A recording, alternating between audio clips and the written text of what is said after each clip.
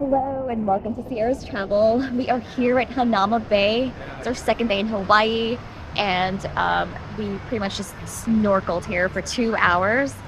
We got here at 7:30, and just a shout out to my sister-in-law for getting us the 8 o'clock slot. And we saw a whole bunch of variety of fish, and we're going to tell you about them now.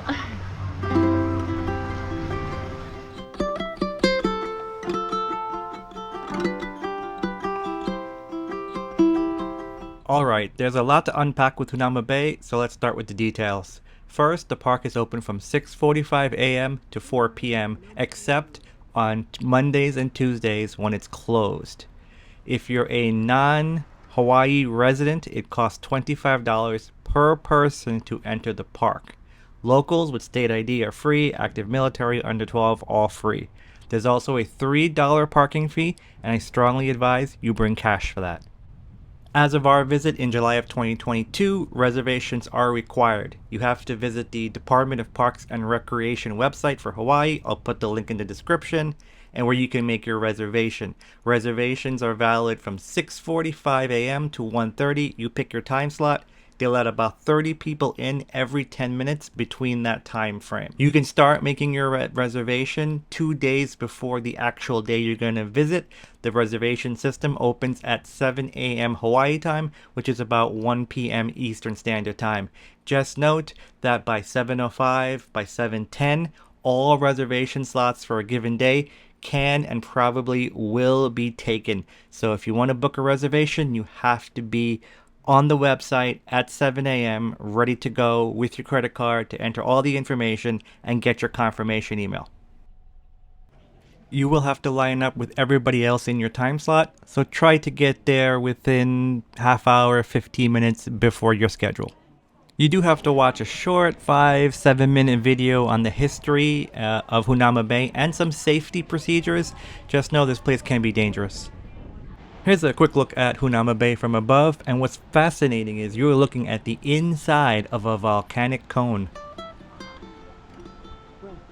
There are two ways to get from the check-in area to the bay. One is you hike down. It's just a simple maybe 3-minute walk, 4-minute walk down, or you can take a ride on one of their pickup truck trolleys. Okay, so what's so great about this place? Well, it's ranked as the best snorkeling destination in all of Hawaii. I'm not sure if we had that luck, but let's go in the water.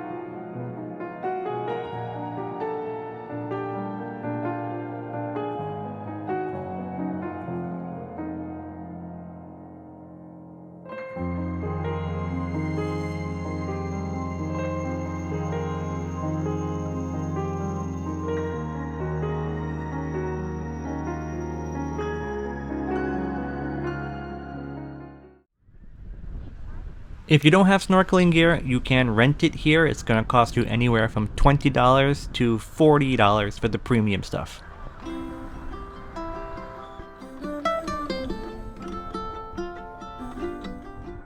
Now just across the street from the entrance to Hunama Bay, you'll find the Hawai'i Kai Lookout, which gives you an amazing view of Hawai'i Kai, which is a residential area in Oahu.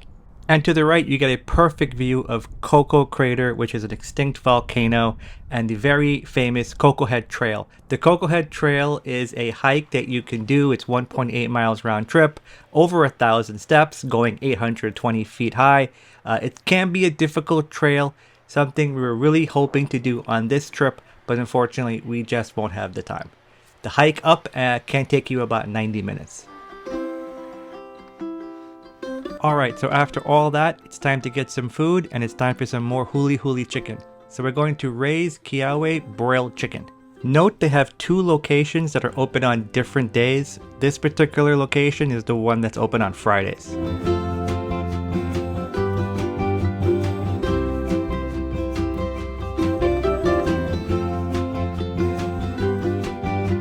We'll be getting the plate lunch for $12, but at $14 for a whole chicken, considering how good this chicken was, it's a pretty sweet deal.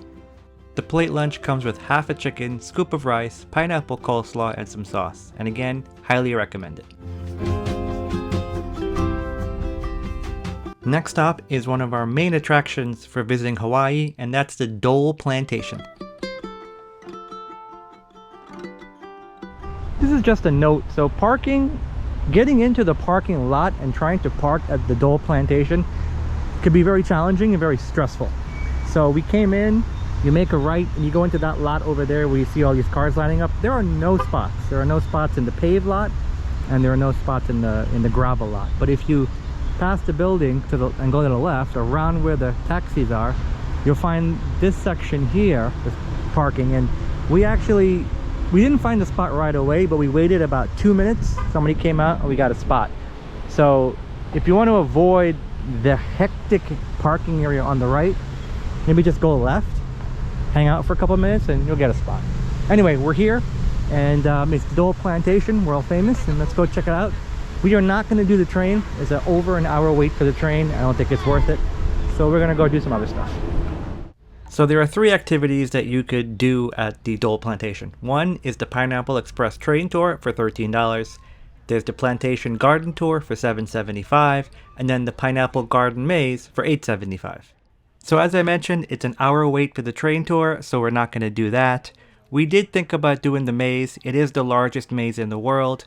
We also thought about the garden tour, but honestly, all we wanted to do was see how they grow pineapple. And just outside the building, they had this section where they had different areas growing different varieties of pineapple, and you could walk and see it, which is here. So once we saw this and we saw how they grow pineapple, it really didn't appeal to us to do the maze tour or do the garden tour.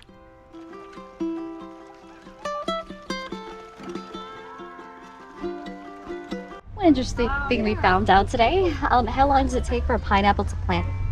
To produce fruit, about 20 months for the first fruit and 14 to 15 months after for the second fruit. And they have 28,000 plants per acre.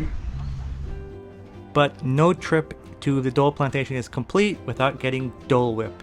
And here you can get a quick look at what they offer and the pricing. We absolutely had to join the line no matter how long it was going to take and get Dole Whip. Luckily, it didn't take that long. They do have a full cafeteria, or I'll say food court, with a lot of different Hawaiian foods, barbecue, loco moco, and so forth. So that's available as well. They are short-staffed because of COVID, but we're going to get our Dole Whip with crushed pineapple. It's $1 extra for crushed pineapple or any one of these toppings. Again, it didn't take that long from the point we joined the line to the point that Sierra got her Dole Whip. It took probably about 10 minutes, and here it is.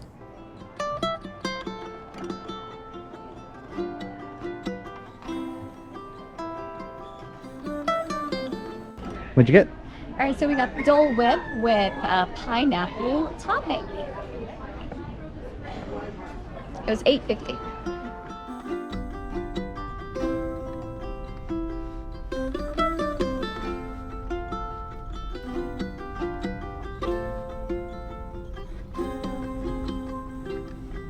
So now we're heading back south to the Nuuanu Makapuu Lookout. And I know we're crisscrossing the island, but this was the best schedule that we could come up with for the days that we're here. So this particular lookout is located about 5 miles northeast of downtown Honolulu, and it's one of the more spectacular drives in Oahu and probably the country, with the combination of huge mountains, cliffs, the ocean, the tunnel that you saw. So highly recommend this drive. Now, perched over 1,000 feet above Oahu, you have great views of Kaneohe and Kailua, as well as the cliffs and the windward coast. The one thing I'll point out, it is extremely windy at this particular lookout. It may not be windy at the parking lot, but once you get to this area here, you can kind of see in the video, it is incredible, intense winds. So make sure you secure your personal belongings, else they will blow away. This is also an area of historical significance for Hawaii, as King Kamehameha actually won a victory here where he forced his opponents, the opposing army, off this cliff to their death. And now we're heading to the beautiful eastern shore and the Makapuu area. There are 2 stops, and we started with the lookout, which is just off the highway. This is the easier option if you're short on time or are not able to hike. This is probably the bluest water we've seen. The second option is the Makapuu Trail, which is the first hike we're doing in Hawaii. There are limited parking spots in the lot, so you may have to park on the side of the road or off the highway. The trailhead is located a short distance from the lookout. Here's a map of the trail following the black line to the lighthouse. It's 1 mile each way. The entire hike is on a paved path. So this hike is a continuous trek up. Hard part's going up, but I'd say we're probably a quarter of the way there.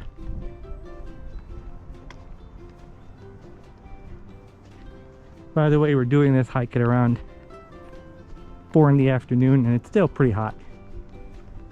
Can't imagine doing it closer to around noon. Must be brutal. So make it to the, I say, the turning point section of the hike. Get a bit of a lookout.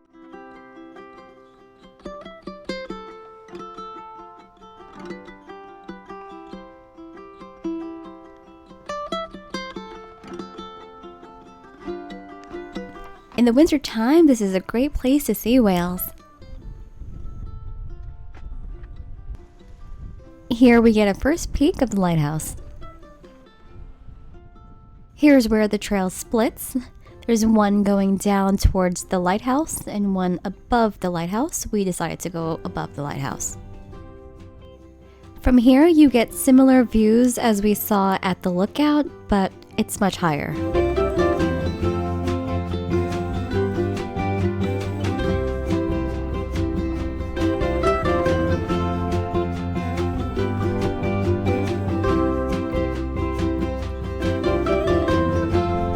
Okay, so we're gonna start our way down now. It took about 45 minutes, just about. We could have done it quicker, the hike to the top, but we stopped at these scenic viewpoints, spent a little bit of time, but it took about 45 minutes, maybe 45 to 50 minutes to make it to the top.